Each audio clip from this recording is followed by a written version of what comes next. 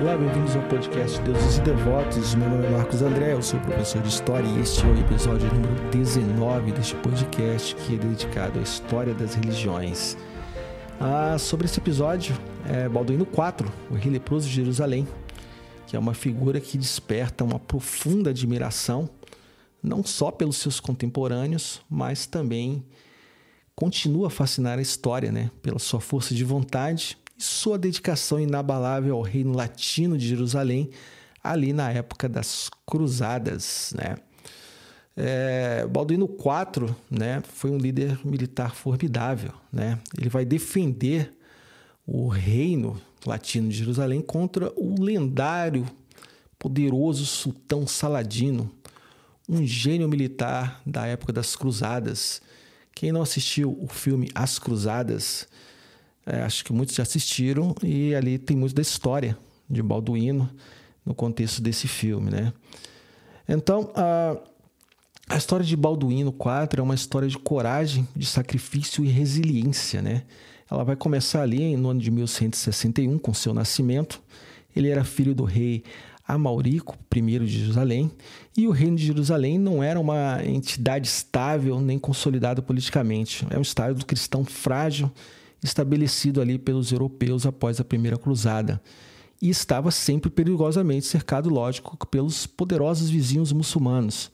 Então, desde os primeiros anos de vida, o jovem príncipe foi meticulosamente preparado para as responsabilidades que um dia tornariam ele um rei lendário. E ele recebeu educação primorosa de Guilherme de Tiro. Guilherme de Tiro vai ser o tutor de Balduíno IV quando da morte do seu pai em 1174. Guilherme de Tiro não foi apenas o tutor, mas também o conselheiro nos primeiros anos de reinado. Guilherme de Tiro nasceu em Jerusalém, ali no ano de 1130, e era filho de colonos francos estabelecidos no reino Oriente Latino, o reino Oriente Latino. E ele estudou na escola da Europa, provavelmente ali em Bolonha, Paris, onde recebeu sólida educação em artes liberais, teologia e direito canônico. Em 1165, ele já aparece como cônego da Catedral do Santo Sepulcro. Em 1167, ele vai se tornar ali arcidiago de Tiro. Serviu como diplomata do reino latino, viajando pela Europa para negociar algumas alianças. Em 1174, ele é eleito arcebispo de Tiro. Também foi chanceler do reino de Jerusalém, que é uma das funções mais importantes do governo. Então, Guilherme de Tiro ele foi o primeiro que percebeu os sinais de lepra em Balduíno IV, quando notou que, quando ainda menino, ele não sentia dor em certas partes do seu corpo durante alguns jogos. Apesar da doença, Guilherme vai contribuir para formar intelectualmente o futuro rei, e é ele que vai ter a responsabilidade de dar uma educação refinada em teologia, história e política. Guilherme de Tiro ele escreveu uma obra monumental, compilada em 23 livros, chamada História dos Feitos Além Mar. Essa é uma das principais fontes históricas das cruzadas, especialmente ali a primeira e a segunda cruzada, e para a vida política e social do reino latino de Jerusalém. A narrativa acaba ali em 1184, pouco antes da sua morte. E ele tinha uma relação muito próxima, lógico, ele era tutor, e também é conselheiro do reinado. Então, conforme a política do reino se fragmentava em algumas facções, porque haviam ali alguns apoiadores da regência e outros não. Então, a influência de Guilherme ela vai começar a diminuir quando tem essas intrigas dentro do reino. Não vai ser só uma aflição física, para a maioria das pessoas, que era uma sentença de ostracismo, de desespero. Os leprosos eram levados para os confins da cidade, as pessoas evitavam.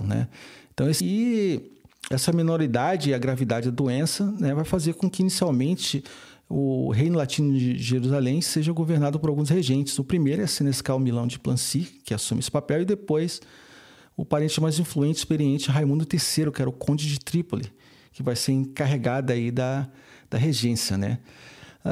Cenário político no Oriente Médio, como dissemos, extremamente perigoso, né? Então, o Saladino estava ali emergindo, né, como um grande líder militar, né, com um brilhantismo incomparável, né? Ele unificou o Egito e a Síria sobre a sua autoridade e é lógico que seu objetivo, que é assustador para os cruzados, é expulsar os cristãos e reconquistar Jerusalém.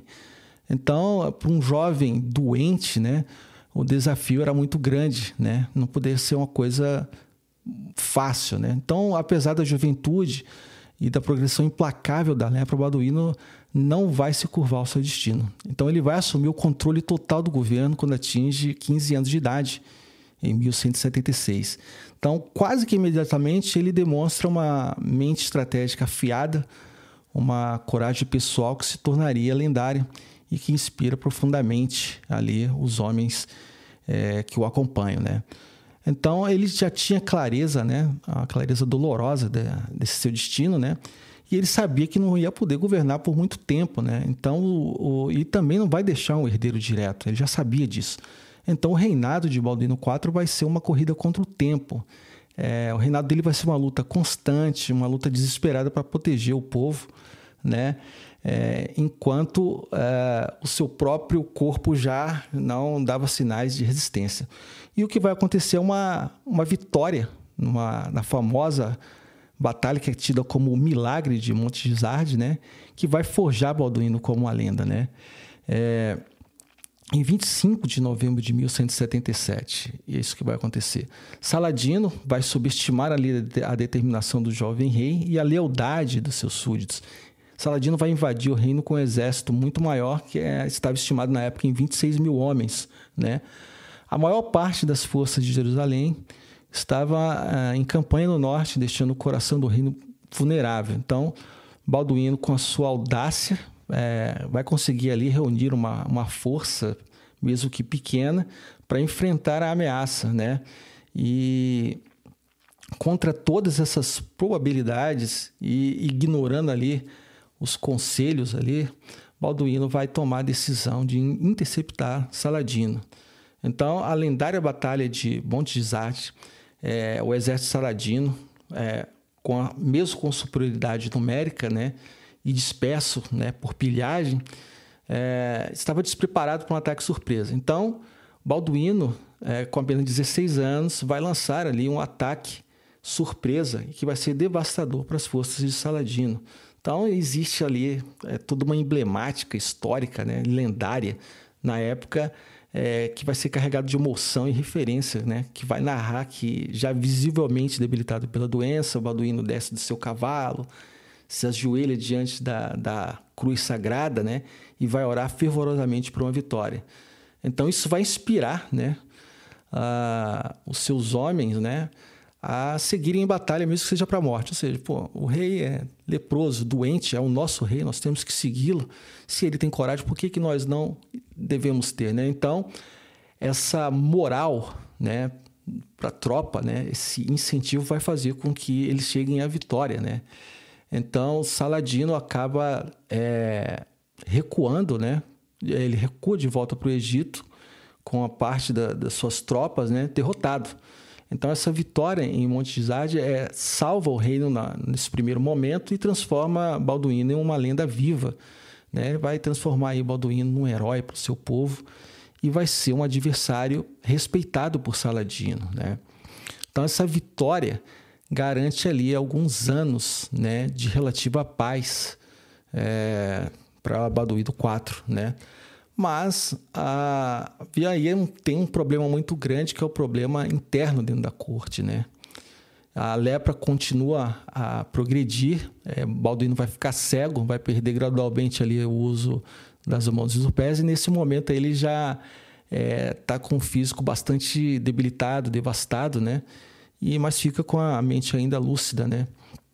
Então, o reino estava profundamente dividido já nessa época em duas facções principais. São intrigas da corte, né? Cujas rivalidades e ambições vão gerar uma tensão perigosa. Então, tinham dois lados que estavam disputando o poder ali na corte de Balduíno. De um lado, você tem aí o Partido dos Nobres, que é liderado por Raimundo III de Trípoli, né, que foi um dos regentes, né, quando ele ainda era menor. E essa facção defendia ali uma política pragmática e diplomática, com Saladino buscando acordo, trégua, e isso poderia garantir a sobrevivência do reino, já que sabia que Saladino era muito poderoso, né? Do outro lado, tinha o Partido da Corte, uma facção totalmente agressiva, belicista, centrada ali em torno da mãe de Balduíno, Inês de Cotournet, e sua irmã Sibila. Inclusive, no filme As Cruzadas, o contexto ali de Sibila é bastante destacado, né? Então, a questão da sucessão era uma fonte de tensão. Então, Balduíno, aí, devido à lepra, ele não podia ter filhos. E ele não ia deixar um herdeiro direto. Então, isso significava que o próximo rei seria o marido de sua irmã, Sibila. Isso vai tornar a escolha do marido dela uma disputa cheia de intrigas no reino, né?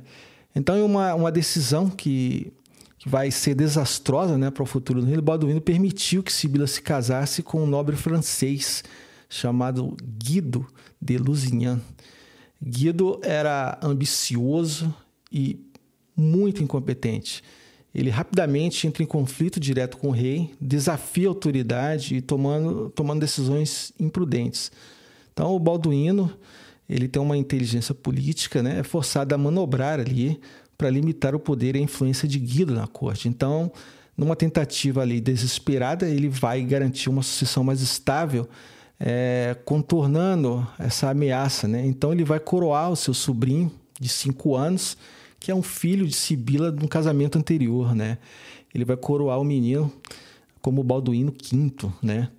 Então, nos seus últimos dias ali, cego, precisando ser carregado por uma liteira, né, para se mover, Balduíno demonstra aí uma coragem e liderança ainda intacta, né?